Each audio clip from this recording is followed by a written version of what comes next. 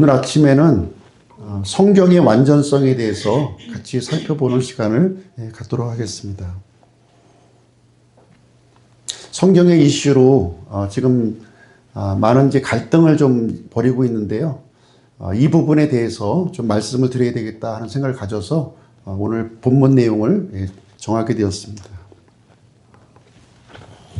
방금 읽은 말씀을 한번 이제 살펴보시겠습니다. 성경 보존을 알려주는 굉장히 중요한 말씀인데요. 주의 말씀들은 순수한 말씀들이니 흙도가니에서 정지하여 7번 순수하게 만든 은 같도다. 오 주여, 주께서 그것들을 지키시며 주께서 그것들을 이 세대로부터 영원히 보존하시리이다. 여기 보시면 그것들이라고 하는 단어가 나오죠. 그것들을 영어로 보시면 day입니다. day. 이 day라고 하는 영어 단어는 그것들로도 번역을 할 수가 있고요. 그들로도 번역을 할 수가 있어요. 그들이란 말이 좀 친숙하죠. 그것들로 하는 것보다는 그들이 좀 이제 친숙한 우리의 표현이 되겠습니다. 근데 이 그것들이 지칭하는 것이 사람이냐 아니면 말씀이냐 하는 거예요. 지금 이제 6절, 7절 말씀만 이제 놓고 보면 이 그것들이라고 하는 것이 이제 가리키고 있는 것은 주의 말씀을 이제 가리키고 있구나 하는 것을 우리는 분명히 알 수 있죠. 그렇죠? 예. 자, 여기 보시면 그래서 이제 이 day라고 하는 영어 단어를 흠정역에서는 주의 말씀으로 받은 거고요. 개역 성경에서는 하나님을 따르는 신실한 사람들로 받은 겁니다. 그 이유는 뭐냐면 시편 12편 전체 내용을 보게 되면 하나님께서 보존하시는 두 대상이 있는 거예요. 두 가지 대상. 하나는 말씀이고 하나는 하나님을 따르는 신실한 사람들을 지칭하고 있는 겁니다. 그래서 개역 성경은 이 사람으로 본 거고요. 우리 흠정역에서는 주의 말씀으로 이렇게 보고서 번역이 진행이 된 겁니다. 자, 이것은 옳고 그름의 문제가 아니에요. 번역자가 번역상 선택의 문제라는 겁니다. 무엇을 선택했느냐 이 문제가 되는 것이고요. 이 그것들이 지칭하는 것은 우리가 문맥을 통해서 그것들로 번역했든 그들로 번역했든 우리는 문맥으로 좀 이해할 수 있어야 한다는 것입니다. 시편 12편에서 지금 이제 얘기하고 있는 것은 뭐냐면 하나님께서 보존하시고 있는 두 가지 대상을 얘기하고 있는 거예요. 두 가지 대상. 1절부터 5절까지는 하나님을 따르는 신실한 사람들을 보존해 주신다. 이 얘기를 해주고 있습니다. 예. 그래서 이 악한 사람의 이런 핍박과 이런 것을 통해서 안전하게 그 사람들로부터 안전하게 떼내어서 보존해 주신다는 거예요. 그래서 1절부터 5절이 그 내용을 얘기해 주고 있는 것이고요. 6절, 7절은 하나님께서 주의 말씀이 이렇게 훼손되고 오염이 되기 때문에 공격을 받고 있기 때문에 거기에서 순수하게 지켜주신다. 이 얘기를 하고 있는 것입니다. 그래서 12편의 전체적인 문맥을 보시면 하나님께서 보존하시고 있는 대상이 하나님을 따르는 신실한 사람들을 보존해 주실 뿐만 아니라 자신의 말씀, 이 주의 말씀이 오염되지 않고 훼손되지 않도록 하나님께서 지켜주신다 하는 내용을 여기서 알려주고 있는 것입니다. 그래서 이 day라고 하는 것은 말씀으로 받을 수도 있는 것이고요. 이렇게 그 사람으로 받아도 큰 무방이 없다. 이렇게 이해하시면 되겠습니다. 그럼 하나님께서 이 말씀을 어떻게 전달해 주셨는가 하는 내용에 대해서 오늘 좀 정리해서 좀 설명을 드리도록 하겠습니다. 하나님께서요, 인간 기록자를 통해서 말씀을 주셨습니다. 그리고 그것을 사본을 통해서 옮겨 쓰게 했고요. 그리고 여러 나라 말로 번역이 이루어졌고요. 현재 우리가 우리 손에 하나님의 말씀을 들고 있는 것입니다. 그래서 하나님께서는 자신의 말씀을 사람을 통해 주셨고 그 말씀은 세대들을 넘어서 우리에게 이르렀다. 이렇게 이해하시면 되겠습니다. 말씀을 전달하시는 첫 번째 과정이 계시예요. 계시. 이것은 하나님께서 말씀하셨다 하는 것입니다. 하나님께서 말씀하셨다. 이것은 히브리서 1장 1절, 2절 말씀에 이제 표현이 되어 있는데요. 지나간 때에는 여러 시대의 다양한 방식으로 대언자들을 통해 조상들에게 말씀하신 하나님께서 이 마지막 날들에는 자신의 아들을 통해 우리에게 말씀하시고 그 아들을 모든 것의 상속자로 정하셨으며 또한 그 아들로 말미암아 세상들을 만드셨느니라 이렇게 기록이 되어 있습니다. 여기에 보면 하나님께서 말씀하셨다 하는 내용이 나와요. 말씀하셨다. 이것이 바로 계시입니다. 하나님께서 감추었던 것을 이렇게 드러내어 주신 거예요. 이렇게 커튼으로 이렇게 가려져 있었는데 그것을 활짝 열어서 알려주신 것이 되겠습니다. 처음에는 지나간 때에는요, 누구를 통해서 계시를 하셨냐면 대언자들을 통해서 계시한 거예요. 대언자들. 그리고 마지막 날에는 누구를 통해서 계시해 주셨냐면 지금 자신의 아들을 통해서 계시해 주셨다. 말씀해 주셨다. 이렇게 하고 있습니다. 그래서 계시라고 하는 것은 하나님께서 말씀하셨다 이런 뜻입니다. 하늘의 이 진리를 땅에 있는 존재들에게 이렇게 알려주신 거예요. 그래서 진리를 드러내는 과정, 이것을 계시라고 얘기하고 있는 것입니다. 두 번째는요, 하나님의 말씀이 우리 손에 전달되기 위해서는 두 번째 영감이라는 것이 있다는 거예요. 영감. 영감은 영어로 inspiration입니다. 하나님께서 숨을 불어 넣어 주셨다는 거예요. 하나님의 호흡을 이렇게 불어 넣어 주셨다는 뜻이 갖고 있습니다. 그래서 모든 성경은요, 하나님의 영감으로 주어진 거예요. 영감. 디모데후서 3장 16절이요. 모든 성경 기록은 하나님의 영감에 의해 주어진 것으로 교리와 책망과 바로잡음과 의로 교육하기에 유익하다 이렇게 얘기하고 있습니다. 모든 성경 기록은 어떻게 주어졌다고요? 하나님의 영감으로. 하나님의 영감으로. 이 내용을 보시면요, 성령님께서 기록을 주관해 주셨다는 거예요. 성령님께서 하나님의 숨을 말씀에 불어넣어 주셔서 성경 기록이 되게 해주신 겁니다. 그래서 영감이라고 하는 것은 진리를 기록하는 과정이에요. 기록하는 과정. 계시는 뭐예요? 진리를 드러내는 과정. 영감은 진리를 기록하는 과정, 글자로 기록하는 과정을 말해주고 있습니다. 그래서 하나님은 인간 기록자를 도구로 삼으신 거예요. 도구로. 이 내용이 베드로후서 1장 21절 나와 있습니다.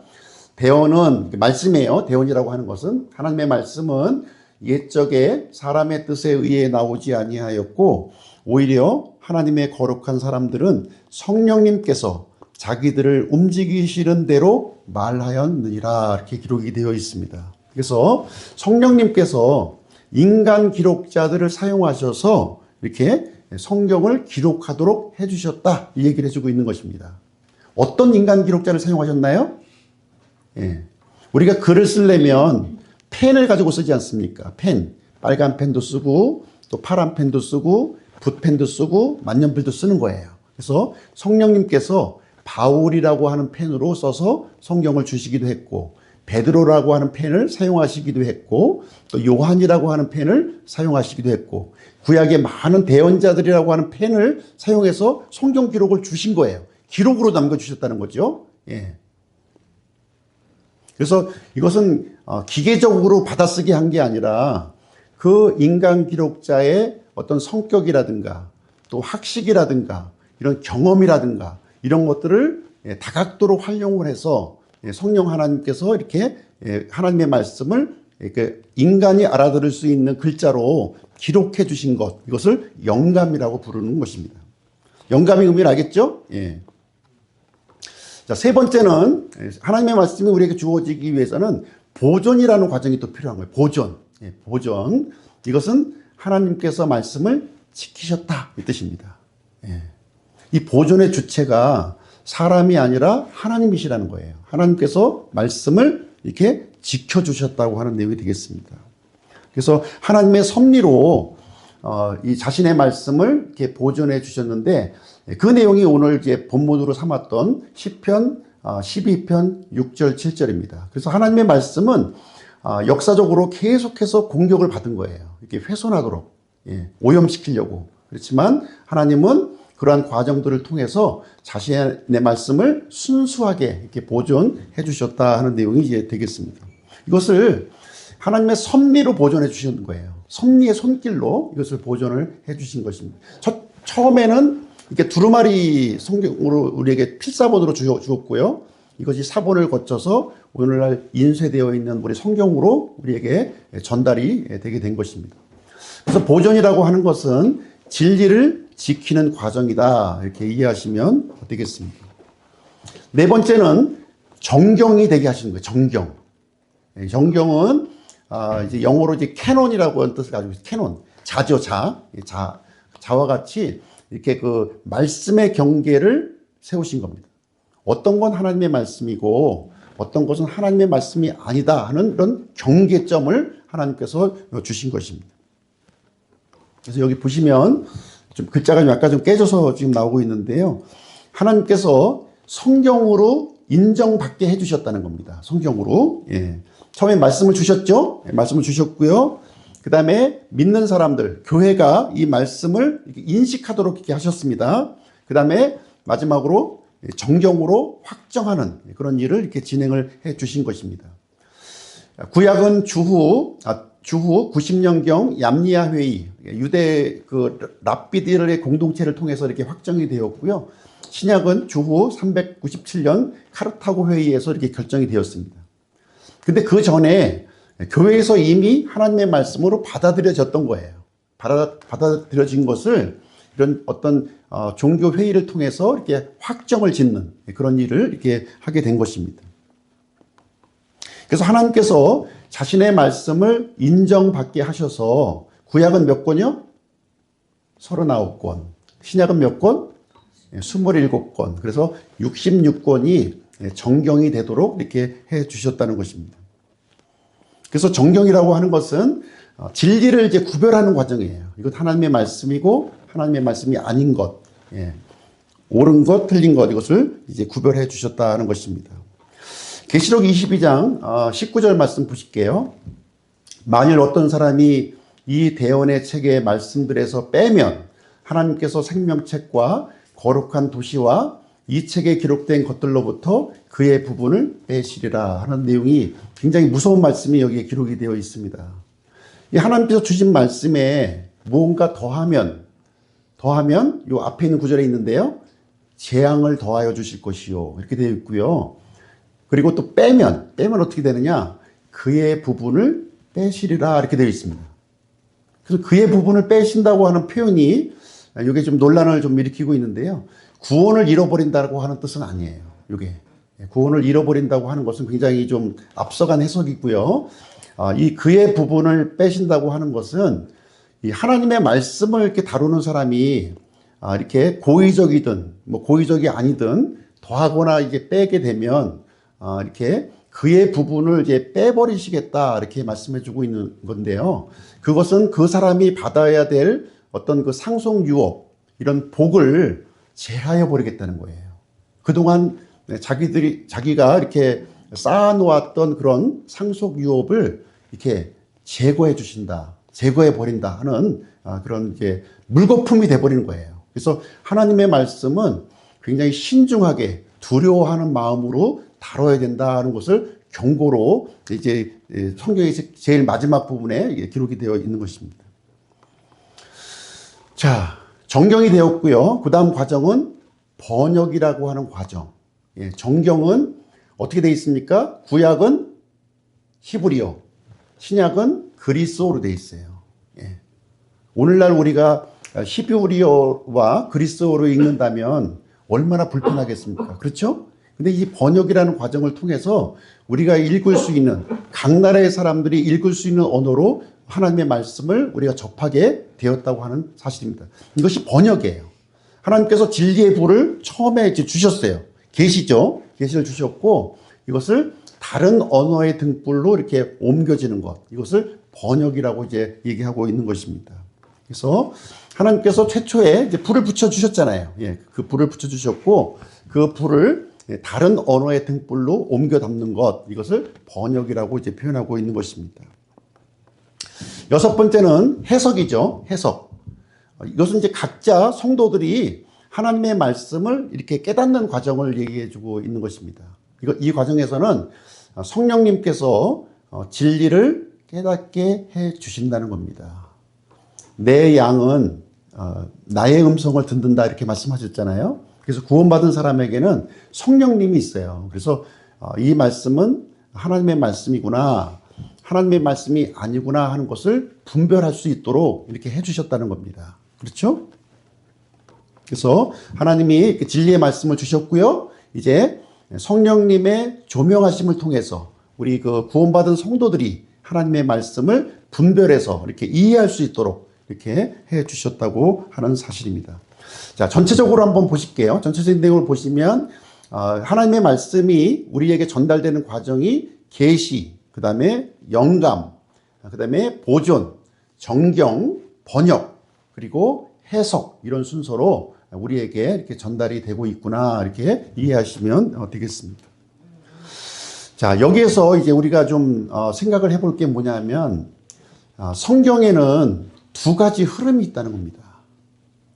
공교롭게도 두 가지 흐름이 있는 거예요. 하나는 보존된 본문이고요. 또 하나는 복원된 본문이 있습니다. 예. 보존된 본문, 복원된 본문, 이 두 가지 본문이 존재하는구나. 이것을 우리가 좀 알 필요가 있는 거예요. 자, 이 두 종류의 본문은 어떤 본문이냐? 이 보존된 본문은 공인 본문이라고 불러요. 공인 본문. 공인 본문이라고 부르고, 복원된 본문은 비평 본문이라고 부릅니다. 예. 자, 요거 좀 설명이 좀 필요한데요. 그래서 보존된 본문이라고 하는 것은 뭐냐면, 하나님의 말씀을 이렇게 교회가 이렇게 수용해서 받아들인 말씀을 얘기하고 있는 거예요. 교회가. 반면에 복원된 본문은 뭐냐면 학자들이, 교회가 아니에요. 학자들이 하나님의 말씀을 이렇게 복원한, 연구를 통해서 복원한 본문이 바로 이제 비평 본문이 되겠습니다. 여기서 지금 제가 말씀드리려고 하는 것은 공인 본문은 올바르고 비평 본문은 잘못된 것이다, 이 얘기를 하려고 하는 게 아니에요. 예. 공인 본문은 사본이 굉장히 많아요. 사본이.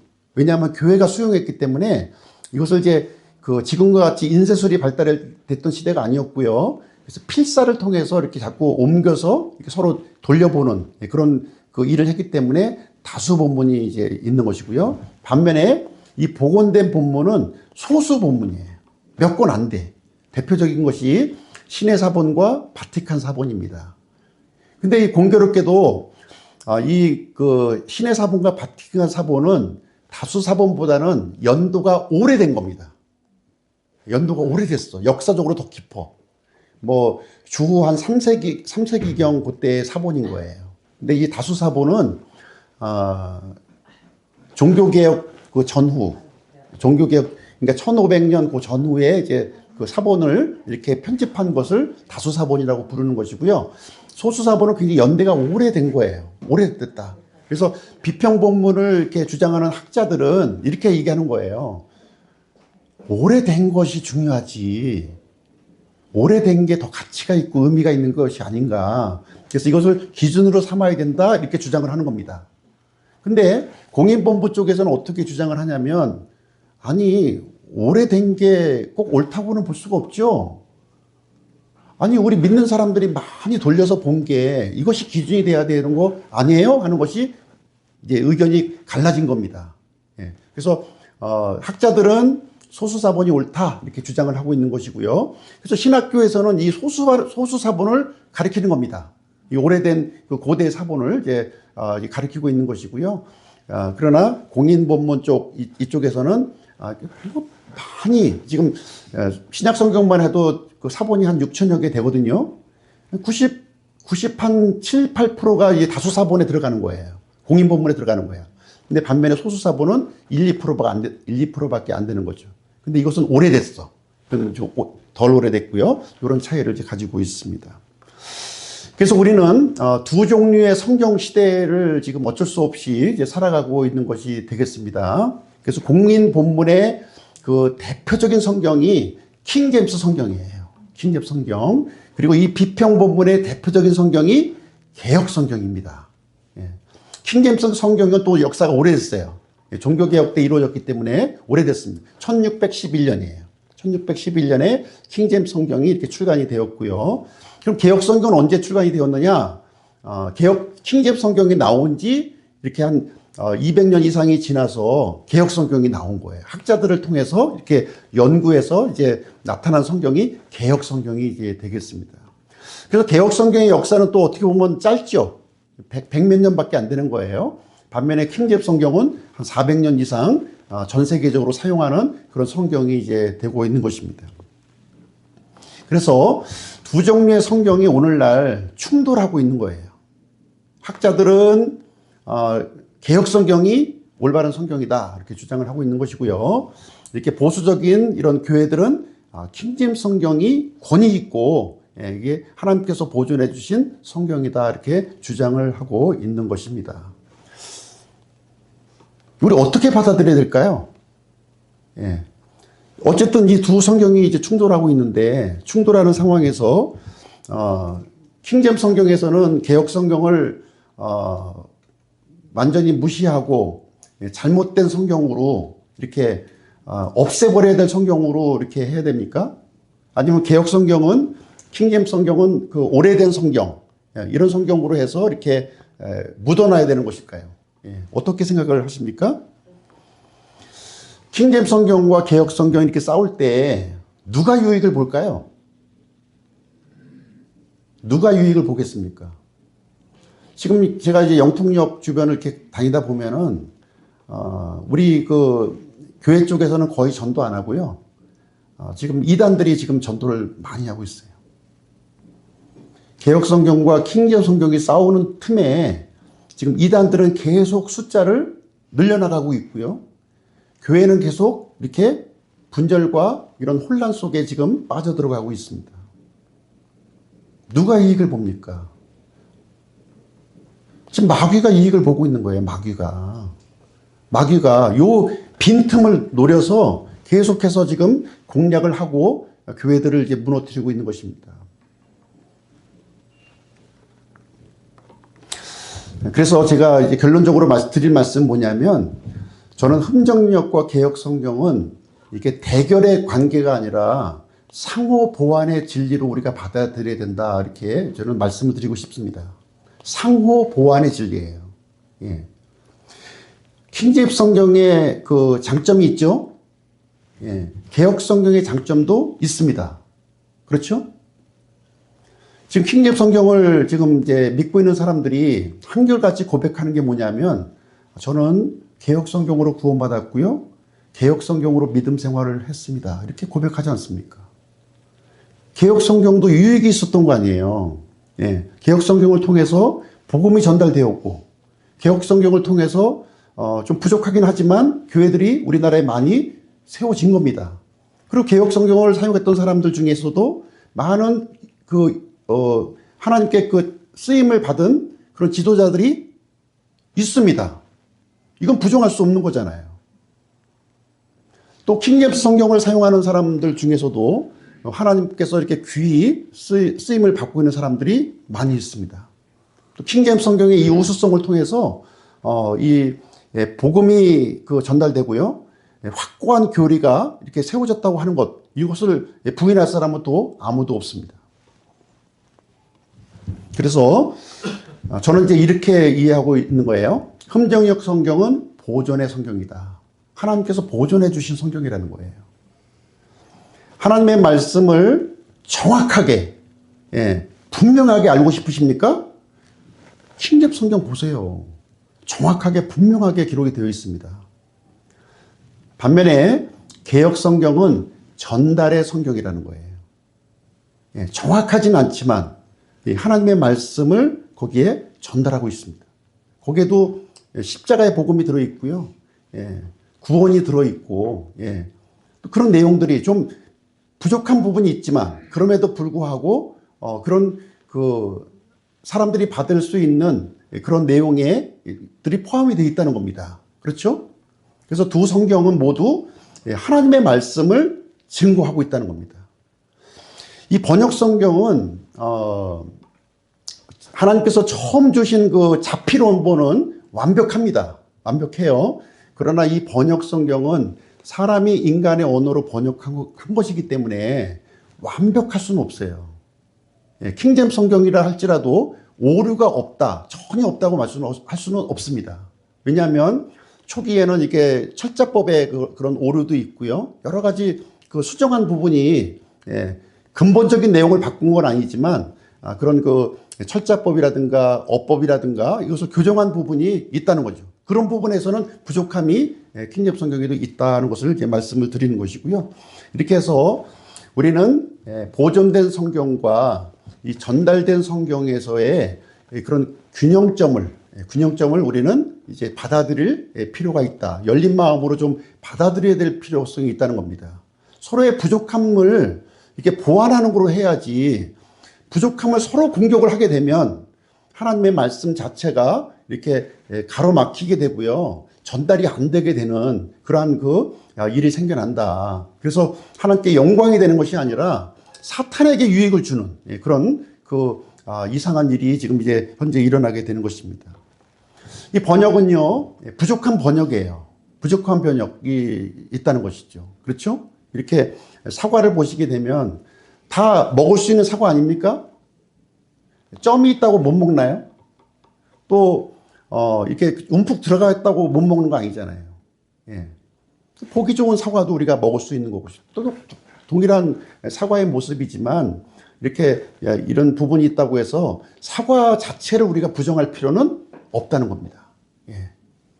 그래서 서로의 어떤 그 결함과 단점만 서로 이렇게 지적을 하면서 한쪽이 죽고 한쪽이 살아야 된다 하는 논리로 나가는 것은 결과적으로 하나님께 영광을 돌리는 것이 아니라 사탄에게 유익을 주는 것이다 하는 것을 우리가 이제 그렇다고 잘못된 것을 용납하라는 것은 아닙니다. 용납하는 거 아니에요. 자, 번역도 이렇게 미숙한 번역이 있고 성숙한 번역이 있는 거예요. 그렇죠? 예. 미숙한 번역은 뭡니까? 지금 처음에 우리나라에 성경이 이렇게 들어왔을 때 지금과 같이 영어가 이렇게 보편화되지 않았어요. 이게 한자를 이제 차용해서 우리가 사용하지 않았습니까? 그래서 이집트를 애굽으로 이렇게 번역을 했고, 또 파라오를 바로로 번역하고, 페르시아를 바사로 번역하고, 예. 또 요르단강을 요단강으로 번역하고, 예. 이렇게 키프로스를 구브로로 번역하고, 예. 이렇게 번역을 했다는 거예요. 왜? 한자의 음차를 따서 이렇게 번역을 한 겁니다. 미숙한 번역이죠. 지금 우리가 봤을 때는 미숙한 번역. 이제 이집트가 뭔지, 예, 또 페르시아가 뭔지 다 알고 있는 시대 아닙니까? 예. 그래서 킹제임스 성경은 그렇게 이집트, 파라오, 이렇게 우리가 알 수 있는 지금 현존하는 그런 모습으로 지금 이제 표현을 했어요. 그렇다면 개역 성경은 계속해서 애굽, 바로, 바사, 사탄이라고 해야 될 걸 사단, 이렇게 해서 이런 표현은 바꿀 필요가 있다는 거죠. 서로의 장점을 이용해서 이렇게 바꾸는 계기로 삼으면 되는 겁니다. 서로 공격 대상이 아니라 서로 보완할 대상으로 우리가 찾는다면 더 하나님의 말씀을 효과적으로 아름답게 전할 수 있는 그런 상황이 되는 것입니다. 다행스럽게도 하나님의 말씀을 이렇게 보시면요, 하나님의 말씀을 분별할 수 있는 영적 장치가 여기에 있다는 거예요. 이 번역 성경이 비록 미숙하고요, 좀 이제 부족한 부분이 있음에도 불구하고 이 말씀을 분별하는 영적 장치가 이 성경 안에 존재하고 있다고 하는 사실입니다. 그래서 개역 성경을 가지고도 얼마든지 하나님의 말씀을 이렇게 분별해서 알 수 있는 그런 길이 이제 있는 것이고요. 또 킹제임스 성경을 통해서도 우리가 알 수 있는 내용이 되겠습니다. 성경 내부에 자기 증거가 있다는 거예요. 이렇게 말씀과 말씀이 충돌되는 모습을 통해서 볼 때, 이것은 하나님의 말씀이 좀 이렇게 변질되었구나 하는 것을 우리는 이제 이해할 수가 있는 것입니다. 저 같은 경우도 지금 이제 개역성경으로 구원을 받았고, 개역성경으로 믿음 생활을 했어요. 그래서 처음에는 그래도 개혁 성경을 통해서 이렇게 하나님의 말씀을 잘 분별해서 알 수 있다 이렇게 생각을 했습니다. 그런데 킹제임스 성경을 알면서 정확한 표현이 있는 거예요. 정확하게. 예, 정확하게. 그 개혁 성경은 아리송하게 이렇게 좀 그 표현된 부분이 있잖아요. 근데 킹제임스 성경은 명확하게 돼 있는 거예요. 그래서 하나님의 말씀을 분명하고 정확하게 알기 위해서는 킹제임스 성경을 보는 것이 좋겠구나 해서 저는 킹제임스 성경을 선택을 한 것입니다. 그렇지 않고요. 나는 뭐 하나님의 말씀을 정확하게 아는 것보다는 하나님의 말씀 한 가지라도 그 말씀 붙들고 내가 믿음 생활할 거야. 천국 갈 거야. 그런 사람이 있을 수 있잖아요. 그런 분들은 개혁 성경 또 읽으시면 뭐 문제가 없는 거죠. 그렇죠? 우리가 하나님의 말씀을 100%다 알아야 천국 가는 거 아니지 않습니까? 100%다 알고 분별해야 됩니까? 예. 어떤 사람은요, 하나님의 말씀으로 은혜를 받는데, 이 전체 말씀을 다 알아서 은혜 받는 것이 아니라 그 한 구절 때문에 은혜를 받는 경우가 많이 있어요. 어떤 사람은 마태복음 1장 누가 누구를 낳고 누가 누구를 낳고 이 말씀을 통해서 구원을 받은 거예요. 그럴 수도 있다는 거예요. 예. 사람은 다양하기 때문에 주어진 상황이 다 다르기 때문에 내 기준의 잣대를 가지고서 이것과 틀리면 다 잘못된 것이라고 한다면 믿음 생활 할 사람이 누가 있습니까? 그래서 이렇게 성령님의 이 조명이 있는 거죠. 성령님의 조명이 있어서 이 하나님의 말씀을 우리가 이 말씀과 저 말씀과 이렇게 비교해서 분별해서 확인할 수 있는 그런 부분이 있고요. 성령님께서도 알려주시는 거예요. 알려주십니다. 진짜 하나님의 이 말씀이 무엇인지를 이렇게 알려주시고요. 또 공동체적 검증 구조가 있습니다. 그래서 이 교회 안에는 믿음이 이렇게 또 이렇게 그 좋은 사람이 있고 탁월한 사람들이 있기 때문에 그런 사람들을 통해서 이것이 하나님께서 우리에게 주신 말씀이다 하는 것을 이렇게 설교를 통해서 가르쳐 줄 수 있는 그렇게 되는 것입니다. 우리 성도들도요, 영적인 분별력이 있습니다. 구원 받았다면 분명히 있는 거예요. 그런 것을 통해서 하나님의 보존과 섭리 이런 장치를 통해서 이런 그 하나님의 말씀을 비록 번역이 좀 이렇게 미숙하고 좀 이렇게 빠진 부분이 있지만 그럼에도 불구하고 하나님의 그 이 진리의 말씀을 알 수 있도록 이렇게 해 주셨다고 하는 사실입니다. 자, 진실과 오해를 좀 이렇게 말씀을 드리도록 하겠습니다. 영어 킹제임스 성경만이 영감을 받았다. 이건 사실이 아닙니다. 영감을 받은 것은 자필 원본만 받은 거예요. 자필 원본. 하나님께서 자필 원본에만 영감을 주신 거예요.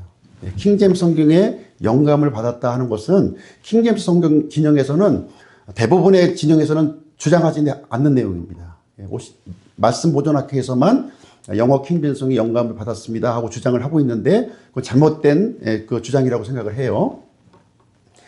킹제임스 성경만 완전하고 오류가 없다. 그렇지 않습니다. 이 번역 성경이기 때문에 이 부족함이, 미숙함이 있을 수 있다는 겁니다. 그럼에도 불구하고 완전하다 이렇게 얘기하는 건 무슨 이유일까요? 하나님 말씀, 하나님의 뜻을 해석하는데 부족함이 없다는 거예요.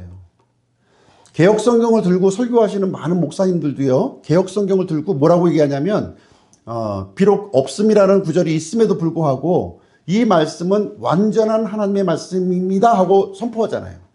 그렇죠? 그 얘기는 오류가 없다는 내용이 아니라 하나님의 말씀을 우리가 받아들이고 이해하는데 부족함이 없다, 충분하다 이 얘기를 하고 있는 것이지 오류 자체가 아무것도 없다는 얘기를 하는 것이 아닙니다. 그래서 킹제임스 성경의 지금 완전성을 지금 얘기하고 있는 것은 그런 의미의 완전성을 우리가 지금 얘기하고 있는 것이다 하는 것을 말씀드립니다. 개혁 성경은 사탄이 변기한 성경이다. 이것도 이제 말씀 보존학회가 이제 주장한 내용인데요. 사실 제 개혁 성경에는 일부 삭제되고 훼손된 부분이 있어요. 그렇죠? 근데 전부 다 이 개혁 성경 자체가 사탄이 변기한 성경은 아닌 거죠. 그렇죠? 일정 부분 훼손된 부분이 있기 때문에 우리는 잘 분별해서 이해할 필요가 있는 것입니다. 자, 이 바티칸 사본, 개혁 성경이 주장하는 현존하는 최고의 사본을 이제 바티칸 사본으로 이제 얘기하고 있거든요. 이 바티칸 사본을 보시게 되면 마가복음 이 후반부 내용 거기에 없어요. 바티칸 사본에는 없습니다. 마가복음 16장 이 마지막 하반부 부분에는 나와 있지 않습니다. 근데 개혁 성경이 들어가 있잖아요.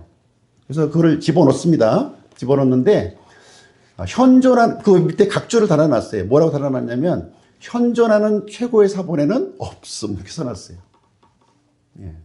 그리고 요한복음에 이 가늠한 여인 기록돼 있잖아요. 그것도 바티칸 사본에는 없어요. 없는데 개혁 성경에는 집어넣은 거예요. 그리고 밑에다가 뭐라고 했냐면 현존하는 최고의 사본에는 없음. 이 최고의 사본은 무슨 뜻이냐면 탁월하다는 얘기를 하는 것이 아니라 오래됐다는 거예요. 가장 오래된 사본에는 없다. 이제 이 얘기를 해주고 있는 겁니다. 그리고 히브리서 9장 14절부터 마지막 부분까지도 없어요. 바티칸 사본에는. 예. 근데 집어넣었잖아요. 그래서 킹제임스 성경과 개혁 성경, 킹제임스 성경에 들어있고 개혁 성경에는 안 들어있는 부분이 있어요. 그러면 이런 식으로 정직하게 성경을 이렇게 기록하면 되는 겁니다. 그렇죠? 없음이라고 하는 구절도 이렇게 보면은 각주 달아서 킹제임스 성경에는 있음 이렇게 해서 적어서 우리 성도들이 하나님의 말씀을 잘 분별해서 이해할 수 있도록 집어넣으면 되는 겁니다. 바티칸 사본에도 그 계시록 전체가 통째로 없어요. 근데 집어넣어놨잖아요. 개혁성경에. 그런 식으로 개혁성경, 이 킹제임스 성경이 개혁성경을 공격한다 이렇게 비판하지 마시고 킹제임스 성경의 이 장점을 잘 반영해서 성경에 이렇게 반영을 해서 기록하는 것이 서로 하나님의 영광을 이렇게 돌려드리는 그런 일이 아닐까 이런 생각을 합니다.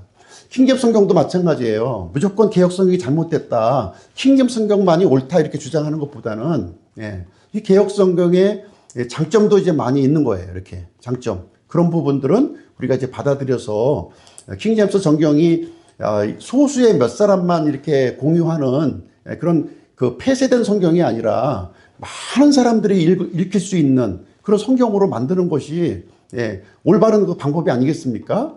그래서 개혁 성경과 이 킹제임스 성경은 서로 대립하는 구조가 아니라 상호 보완의 관계로서 우리가 하나님의 뜻을 더 잘 알 수 있도록 그런 계기로 삼는 것이 우리 그 성경을 하나님의 말씀을 전하는 사람들의 그런 임무, 책무가 아닌가 저는 생각을 하고 있습니다.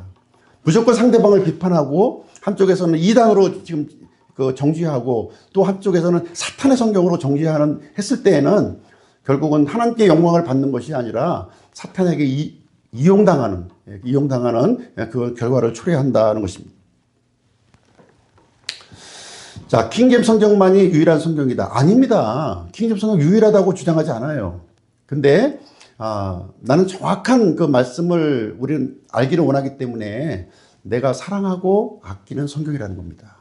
그런 면에서 이제 킹제임스 성경이 그 강조하는 것이지 킹제임스 성경만 유일하고 다른 성경은 우리는 배척한다 하는 내용이 절대로 아닌 것입니다. 개혁 성경으로 구원받지 못한다. 말도 안 되는 소리죠. 개혁 성경으로 구원받는데 전혀 부족함이 없고요. 킹제임스 성경을 쓰는 대다수의 사람들이 개혁 성경으로 구원받았고 또 믿음 생활을 했다고 하는 사실을 지금 고백하고 있는 것입니다. 제 그 오늘 아침 내용이 조금 이제 오해의 소지도 있는데요. 그래서 서로 이렇게 개혁 성경과 킹제임스 성경이 서로 대립하고 투쟁하는 관계로 나아가는 것은 도움이 절대로 되지 않는다. 오히려 복음의 장애물이 된다 하는 것을 이제 말씀을 드리고 싶습니다. 그래서 두 종류의 성경, 경쟁 관계가 아니라 상호 보완적인 관계로 하나님의 영광을 돌리는 일에 쓰임 받기를 간절히 원합니다. 그래서 하나님의 바른 말씀을 전달하여 모든 사람들이 구원받고 진리에 이르게 하는 것이 우리 교회에게 주어진 책무라고 생각을 합니다. 그래서 하나님